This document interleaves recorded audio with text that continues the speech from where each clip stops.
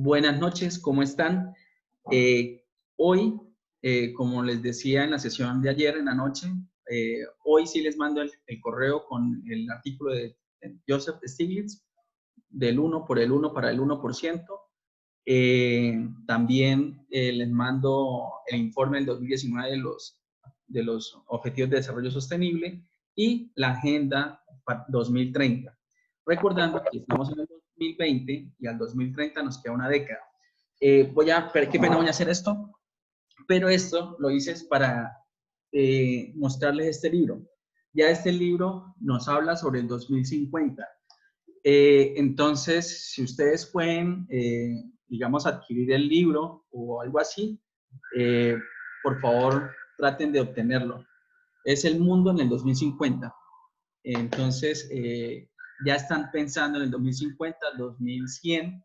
Algunos ya se están dando el lujo digamos, de hablar sobre el 2100 y pues a futuro cercano, 2050, ¿no? Yo ya tengo 40, o sea que en el 2050 tengo, ¿cuánto? 30, 40, 50, 70 añitos. Entonces, más o menos todos estamos por la misma edad, entonces hay que estar pues pendientes de todo lo que ellos digan pues para el 2050. Hoy quiero tener estos dos temas. Primero, las exportaciones colombianas del siglo XIX al siglo XX. Y quiero después hablar sobre la diferencia entre el crecimiento y desarrollo económico. Entonces, quiero empezar por las exportaciones. Entonces, vamos a hablar sobre eso. Entonces, les voy a compartir esta diapositiva y es la siguiente. Entonces, con esta diapositiva lo que quiero es que ustedes vean que el crecimiento económico, como ustedes y como ya lo hemos mencionado durante estos 2 meses, se da gracias a la inversión en capital humano, en capital físico, en recursos naturales y la inversión tecnológica. La inversión en el capital humano, pues, es la capacitación, el estudio, la educación, el capital físico, malla vial, puertos, aeropuertos, túneles, en fin, planta física, solamente instituciones, hospitales, puestos de salud, bueno, de todo, puentes. Los recursos más abundantes del siglo XIX y del siglo XX, pues como todos sabemos, son recursos naturales y la fuerza laboral, que es de baja calificación. Decimos que de baja calificación porque pues nosotros no hemos tenido la oportunidad de durante estos años y durante el siglo XIX, digamos, una parte del presupuesto darle, y, digamos, dinero al sector de educación y al sector salud.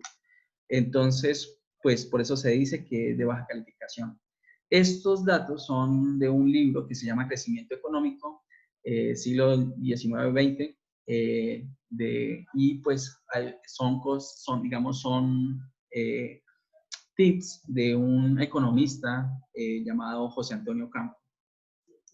Entonces, pues él dice que en las poblaciones del siglo XIX se han instalado dentro de las montañas, por lo tanto, generando costos en su ¿qué?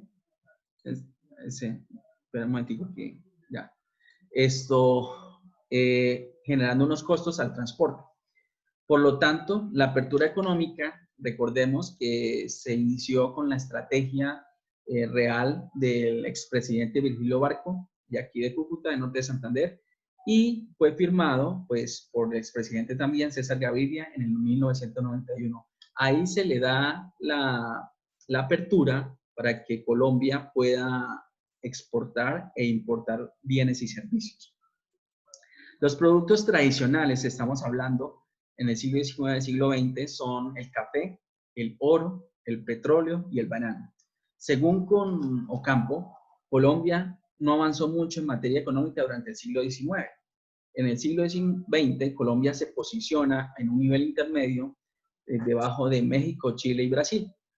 En el siglo XIX se exporta oro, tabaco, la quina, sombreros de paja, cuero de res, eso es en 1850, 1882. Recordemos que digamos, si ustedes tienen la oportunidad de ir a Vélez no, a San Gil, en San Gil, donde está el Éxito, es como un centro comercial, pero es del Éxito, esa ubicación, esa planta física que está en el Éxito, eso fue la Philip Morris. La Philip Morris es una empresa americana que estuvo en San Gil y, digamos, explotó el tabaco, hizo producción del tabaco. Entonces, ¿cuántos empleos no generó esa empresa en esa época? Y pues con las condiciones de que ya del sector salud, que el tabaco genera cáncer, pues se ha venido desregulando, digamos, el uso del tabaco.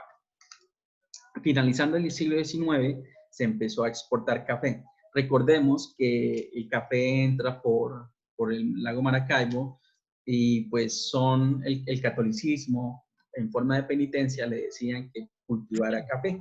Por eso es que en Salazar de las Palmas, si ustedes van a Arboledas, para Toledo, pues existían fincas de café. Prácticamente el café empezó en norte de Santander y luego, ya vemos en el mapita, se fue para Cundinamarca y luego para Antioquia y luego hacia el occidente.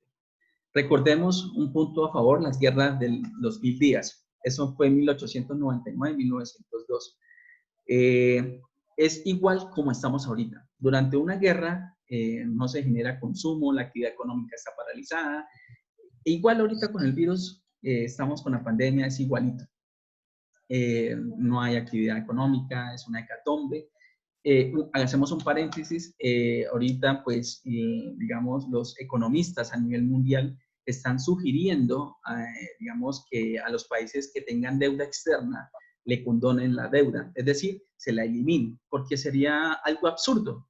Estamos todos mal, no hay ninguna producción, no hay ningún consumo y sería absurdo seguirle cobrando, digamos, una deuda de hace años, muchos años atrás a los países y pues es la oportunidad para poder decir, digamos, quítenos la deuda en verdad, porque cayó un telón y generó conciencia de que los recursos no estaban yendo a los sectores como debía de ser, al sector salud y al sector de educación. Después de la guerra de los 1000 días, pues viene, digamos, los cultivos de banano, oro, platino y petróleo. Entonces vamos a hablar sobre el café, el oro, el petróleo y el banano. Durante el periodo 1950-1969, las exportaciones de café alcanzaron el 71%, pero en los 90 las exportaciones disminuyeron al 18% por la enfermedad de la roya. La roya era un parásito que se colgaba de la pepa de café, le hacía un hueco, por lo tanto marchitaba la pepa, el fruto que es el café, y lo podría por dentro y la pepa caía de la hoja. Eso fue como decir una pandemia, igualito, en el sector agrícola y café. Se extendió por todos los cultivos, por todas partes. Las zonas del cultivo de café empezaron por los Santanderes, en especial por Salazar de las Palmas, y se fue entrando hacia el interior del país. En Cundinamarca, en Tolima, hubo unas pujas por las tierras, por lo tanto se fueron para Antioquia y Antioquia les dio el camino libre hacia el occidente, lo que conocemos hoy como el eje cafetero, Quindío, Caldas, Manizales, Pereira. Y les menciono otra vez que el café entró fue por la frontera y el catolicismo pues colocaba de penitencia cultivar café. En Colombia aumentan las exportaciones en detrimento de Brasil. Todos sabemos que Vietnam y Brasil son los países con más exportaciones de café. Lo que nosotros tenemos es calidad del café. Se crea el Fondo Nacional de Café a nivel nacional, lo que se va a convertir en nuestros días como la Federación Nacional de Cafeteros. Y en 1962 se hace un convenio a nivel internacional que dura 5 años y se renueva en 1976. Durante esa época, 1969, 1976, ustedes saben que nosotros, los países que somos del trópico, como Ecuador, como Perú, como Colombia, Brasil, solamente tenemos verano e invierno. Cuando existe el invierno, pues llegan unas heladas. Entonces, por eso es que ustedes escuchan noticias que heladas en la sabana, heladas en donde, temperaturas bajo cero. Entonces, ellos tienen que salir a regar agua para poder, digamos, quitarle el hielo a las flores, a los frutos. Y eso hizo que escaseara la producción de café. Cuando existe una escasez de un producto, pues eso eleva el precio. En este caso no fue así, porque los países que consumían café nos ganaron en producción. Entonces ellos dijeron, ya no están ofreciendo café, entonces no están produciendo, entonces vamos a cultivar nosotros café. Y pues ellos lograron sostenerse, cultivarlo y hacer un autoconsumo, digámoslo así. Por lo tanto, el precio del café empezó a disminuir y pues no fue tan atractivo para nosotros. En 1992, Colombia exportó 16.6 millones de sacos. Eso le digo por ese lado. El petróleo. Vamos a hablar sobre el petróleo. Perdón, hablemos sobre el oro. Nos queda por hablar oro, petróleo y banano. Entonces, durante el siglo XIX, perdón, XX, en 1927 y 1940, el oro, el petróleo y el banano representó el 40% de las exportaciones tradicionales en Colombia. El oro, pues la exportación y producción del oro es una de las más antiguas actividades que nosotros tenemos en Colombia. Y pues, ¿cuáles son las formas de explotación? Pues a través de dragas.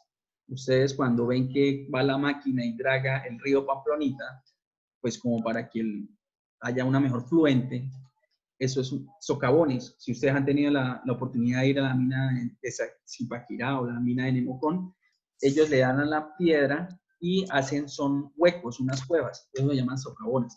Y el baraqueo, pues a través del río allá y ir con la maqueta, con una canasta y sacar el oro. Las zonas en donde están, pues Antioquia, Chocó, es paradójico, ¿no? Esas zonas tan ricas, el Chocó, y en la actualidad, pues, como todos sabemos, Chocó no tiene tanta inversión, no tiene tanto desarrollo a nivel de región. Durante esas etapas, pues, las inversiones, digamos, fueron por empresas también extranjeras, y durante la década de los 80 y los 90 empezaron a explotar las empresas nacionales. Pero resulta que esas empresas no son formales, por lo tanto no generan tributo ni impuesto al Estado. Y pues eso va en detrimento de la nación, porque explotan, pero en realidad no generan un ingreso a la nación. Entonces, pues se lucran las personas como tal. Esta balsa del Dorado, se llama la del Dorado. Si ustedes tienen la oportunidad de ir al Museo Nacional del Oro, allá lo encuentran, pero yo fui hace unos 25 años y la balsa del Dorado era un poquito más gruesa.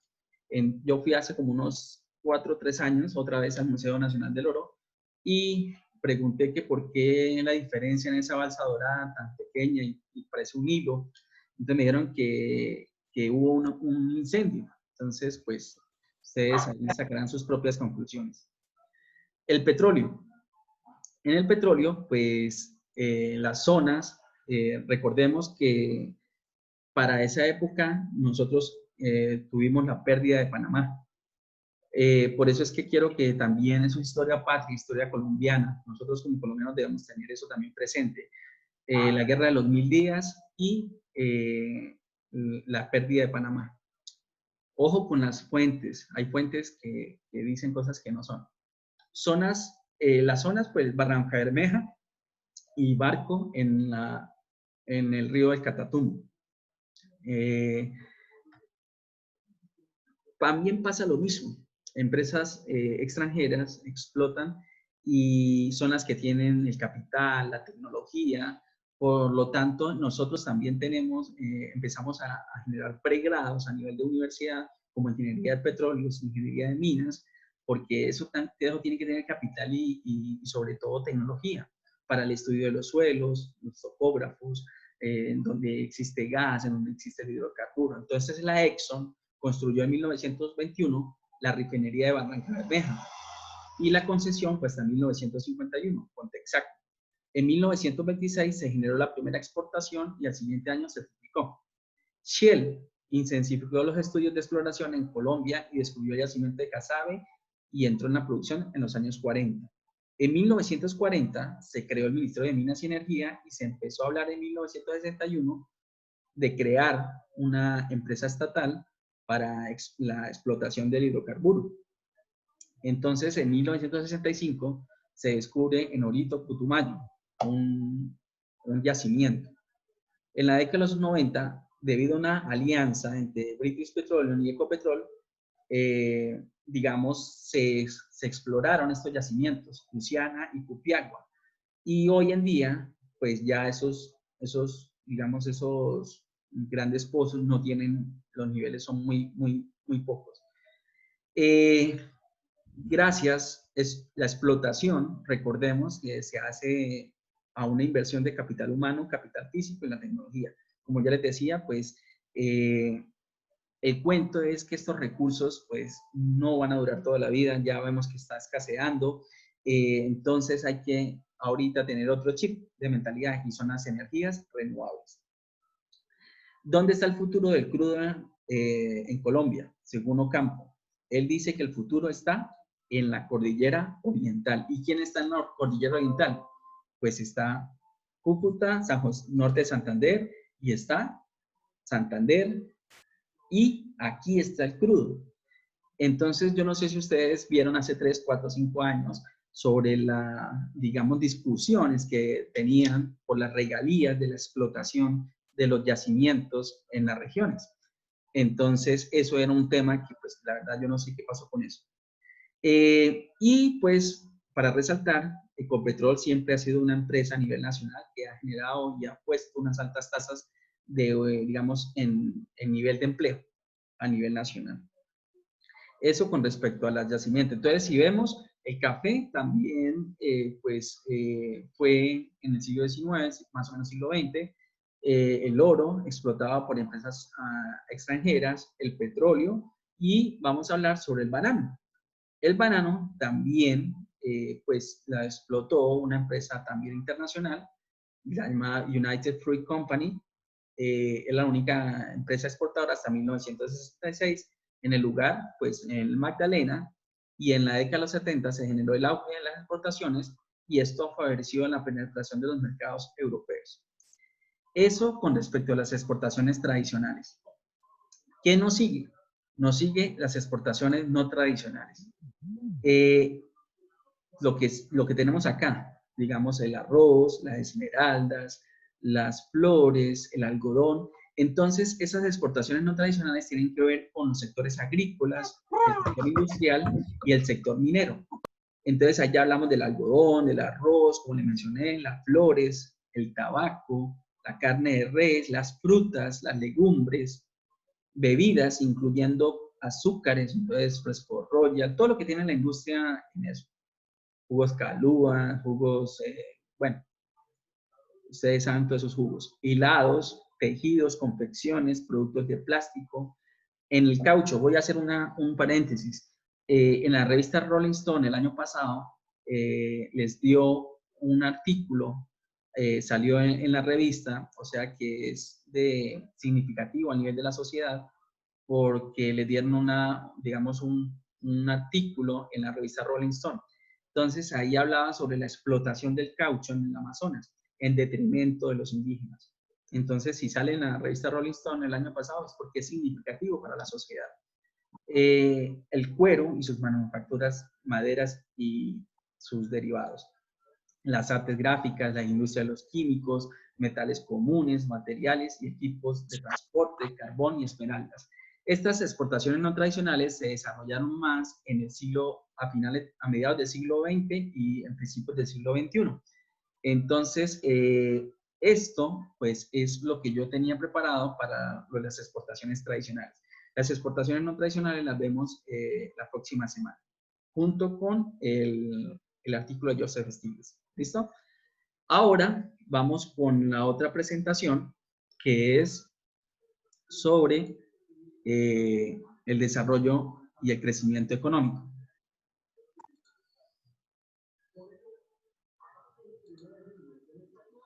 Entonces, aquí lo que quiero decirles, me voy a focalizar más en el desarrollo económico. Esto ya lo hemos visto mencionado hace un mes o un mes y medio. Debido a los procesos o al fenómeno de la globalización, de la apertura económica, de la integración regional, subregional y la coordinación entre los países, pues se habla de un desarrollo económico. Ese desarrollo económico debe ser sostenible. El concepto de sostenibilidad es permanencia en el tiempo.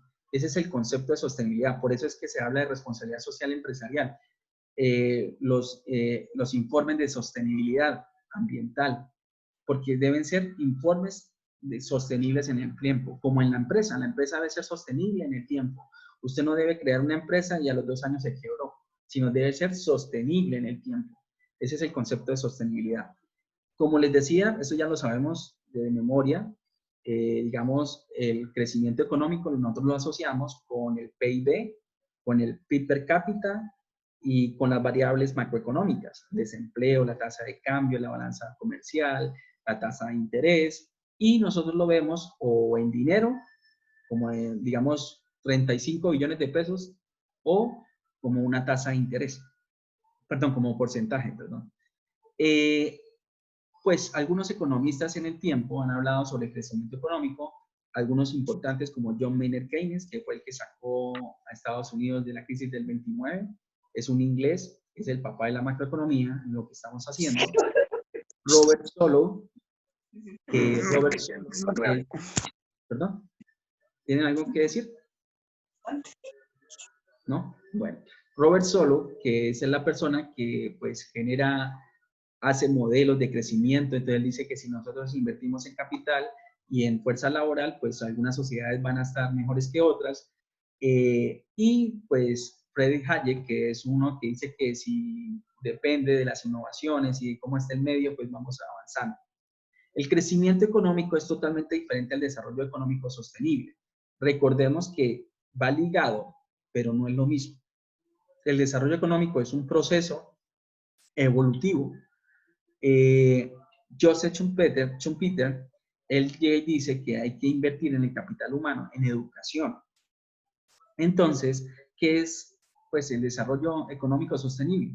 Pues es generar una calidad de vida en una población. Entonces, aquí hacemos, digamos, un recorderis de los 10 principios de la economía, que se clasifican en 3 grupitos. El primero, cómo toman las decisiones los individuos. Entonces, el segundo, cómo interactuamos nosotros en la economía y cómo funciona la economía, el tercer grupito. En el primer grupito, que cómo tomamos decisiones, pues nosotros tomamos decisiones de diferentes opciones. Por haber tomado una opción, nosotros incurrimos en un costo de oportunidad. ¿Qué es un costo de oportunidad? Al beneficio que yo renuncio. En este caso, nosotros, digamos, estamos estudiando, decidimos estudiar en vez de trabajar. ¿Usted qué decide? Entonces, ¿a qué beneficio digamos, renunció al dinero, porque está recibiendo conocimiento. Y si usted está decidiendo trabajar en vez de estudiar, pues renuncia al conocimiento. Después, nosotros pensamos en términos marginales, que es desde ese principio. ¿Qué es términos marginales? Lo que yo les decía en la sesión anterior, la semana pasada. Costo versus beneficio. Entonces, nosotros siempre tenemos que mirar los costos para generar una utilidad. Nosotros no le vamos a invertir algo que nos genere pérdidas. Siempre vamos a pensar en una utilidad. Y nosotros, los individuos, reaccionamos a estímulos. ¿Qué es un estímulo positivo en la economía? Subsidios, becas, descuentos, baja de impuestos, digamos en este caso a nivel mundial, digamos que nos quiten la deuda externa, que sería lo mejor y lo ideal, por eso es que los economistas están a nivel mundial diciendo eso. En el segundo grupo, pues está cómo interactuamos nosotros en la economía, a través del comercio, a través del mercado, que son los consumidores, la demanda y la oferta, los empresarios y los consumidores, y a través del Estado. Recordemos que el Estado nos ayuda a mejorar ese resultado del mercado entre consumidores y empresarios. Recuerden el cartel de los pañales, el cartel de los cuadernos, el cartel de los cimentos. No es lo mismo comprar un Huggies que un Pequeñín, o que un Norma y un Escribe, o un cemento Argos a un cemento Diamante. ejemplo. ¿Y cómo funciona la economía? Pues país que población tenga, que esté trabajando más, pues su población tendrá mayor calidad de vida. ¿Y qué es calidad de vida? Pues esto que les digo acá: educación, salud, que usted tenga vivienda, que tenga servicios públicos de transporte, que tenga energía, que tenga agua, que tenga aseo, que tenga todo eso. Y debe tener ocio, un parque para que usted vaya a caminar, a correr con sus amigos, a hablar, en fin, a sacar en la mascota o lo que quiera. Y pues ahí tenemos que tener el concepto de eficiencia y eficacia. Y pues país que tenga más trabajo, pues su población tendrá mejor calidad de vida, podrá consumir, podrá, digamos, satisfacer sus necesidades y seguir adelante.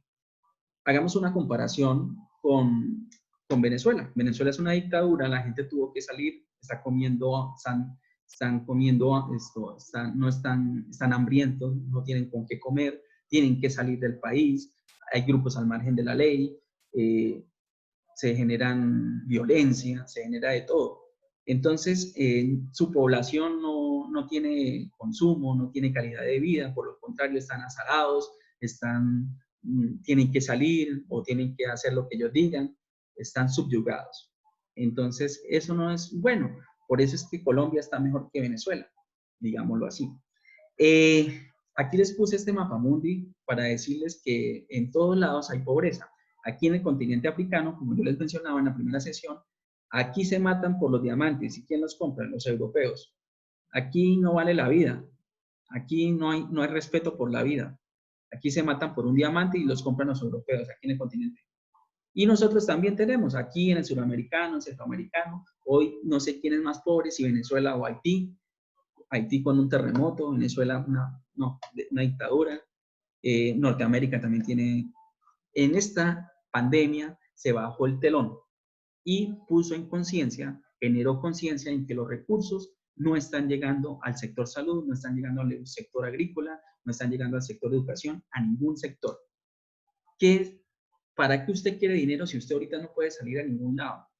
Por eso es que los economistas están diciendo que condonen la deuda, que le quiten la deuda externa a todos los países. Porque estamos en un borrón y cuenta nueva. No hay producción, no hay ventas, no hay nada. Estamos todos al mismo par. ¿Cómo salió adelante Japón? Todos unidos. Y ellos son dueños de LG, Nissan, Toyota, Honda, Kawasaki, todo lo que ustedes saben. Y todo eso bajo unos objetivos de desarrollo sostenible. Recordemos que estos objetivos en el 2000 se llamaron objetivos del milenio. Como les mencionaba yo a ustedes, las barreras para que ese crecimiento y desarrollo económico sostenible se genere, pues son la corrupción, la discriminación por género, raza, etnia, color, religión, ausencia de instituciones públicas y privadas inclusivas. Recordemos este término de las instituciones inclusivas que generen que el sector de la población entre a un círculo económico que genere empleo para que usted tenga un salario y así pueda usted digamos, obtener, satisfacer sus necesidades. Y recuerden que el consumo es el que reactiva la economía, porque si usted consume, se generan empresas, dicen, uy, Dios mío, vamos a empezar a vender, y así empieza otra vez la economía a crecer. Ausencia del sector financiero eficiente, por eso es que ustedes ven que el mercado accionario, las acciones volaban, y por ejemplo, Avianca se declaró en quiebra, las acciones bajaron un montón. Ahorita, hoy leí, se recuperaron el precio del valor de la acción de Avianca. Entonces son volátiles. Si usted es una persona que le gusta el riesgo y le gusta estar así, pues háganlo. El resto es muy, muy, muy difícil. ¿Cuántas personas no quebrarían con todas esas acciones que han bajado en estos últimos 2 meses? La ausencia del sector financiero, por eso le decía los dos conceptos. La ausencia de estos dos conceptos, eficiencia y eficacia. Eficiencia siempre tenemos que asociarlo con los recursos, aprender a aprovecharlos, aprender a administrarlos, y la eficacia es el resultado. Y la ausencia de planeación familiar. No os quiero decir que tenga que, digamos, solamente tener un hijo en la familia. Japón lo hizo, pero ellos porque tienen una extensión muy poca. Entonces, en Japón solamente podía usted tener un hijo por familia y luego, pues, si usted quería tener otro hijo, tenía que pagarle al Estado. Igual, nosotros, pues, tenemos mucha extensión y no estamos superpoblados tampoco. Tenemos 50 millones de personas con la migración que hubo de Venezuela. Entonces, eso es como las barreras. Ahora, el Banco Mundial, estas son las organizaciones que nos pueden ayudar a salir adelante. El Banco Mundial, el Fondo Monetario Internacional, la Comisión Económica para América Latina y el Caribe, la Organización para el Comercio y Desarrollo Económico, que esta es la OCDE, esta es la CEPAL, la Organización de Naciones Unidas, las organizaciones no gubernamentales, como las ONGs, el Foro Económico Mundial y el Objetivo del Desarrollo Sostenible, los Objetivos de Desarrollo Sostenible. Entonces, nosotros tenemos que meter, y como yo siempre les he dicho, les he mencionado, vean el caso del tsunami de Japón, cómo salieron ellos adelante. Entonces, nosotros somos esto. Voy a poner esto acá. Nosotros somos esto. Voy a recordarles los colores de Colombia. Amarillo, nuestra riqueza. Azul, nuestros mares, con San Andrés. Rojo, la fuerza que tenemos nosotros para salir adelante. El berrenque, el talento. Entonces, ¿qué necesitamos nosotros? ¿De qué se diferencian las economías, las sociedades? Por esto, por la educación. Japón, ¿por qué se diferencia de Colombia? ¿Por qué se diferencia de Venezuela? ¿Por qué Colombia se diferencia de Venezuela? Porque tiene educación. Sabemos hacer las cosas. Las tenemos que hacer. Por eso es que ustedes tienen que ser los, digamos, gestores de cambio. Entonces, si usted tiene educación, usted tiene investigación, tiene desarrollo, tiene innovación, tiene emprendimiento, genera empleo, hace startups, spin-off, spin-out. Y si usted sale de su pregrado y va a estos sectores agrícolas, industrial, financiero, comercial y energético, pues usted va a hacer bien las cosas y Colombia va a hacer algo diferente. Vamos a hacer una nueva sociedad. ¿Y qué es lo que nosotros tenemos que tener en cuenta? Pues esto, la economía, el conocimiento. No es más. ¿Cómo hizo Bill Gates para nosotros estar aquí haciendo esta conferencia por medio de Microsoft PowerPoint y Windows? Pues él hizo eso. ¿Cómo lo hizo? Así, economía, el conocimiento, para hacer una nueva sociedad.